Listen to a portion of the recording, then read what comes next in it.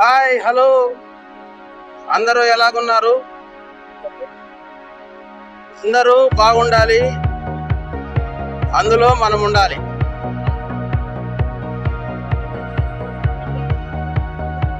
ఈ విధంగా డ్రైవ్ చేసుకుంటూ మీతో మాట్లాడాలని ఆశ కొని ఉన్నాను.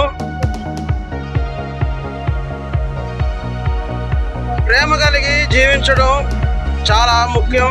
ప్రేమ లేని వారుగా ఉన్నారని ఒకరిని ఒకరు కొట్టుకుంటూ, ఒకరిని ఒకరు తిట్టుకుంటూ, ఒకరిని ఒకరు చంపుకుంటూ, ఆఖరికి వారు చనిపోయి నరకానికి వెళ్ళిపోవాల్సిన వారుగా ఉన్నారు.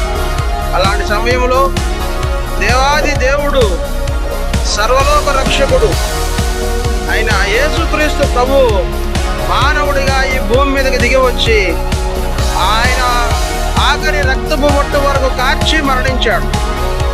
ఆయన్ని మరణం బంధించలేకపోయింది. ఆ తండ్రి ఆయన 3వ దినంలో లేపాడు. ఈ సత్యాన్ని గ్రహిస్తే పరలోక రాజ్యానికి చేరుకుంటారు.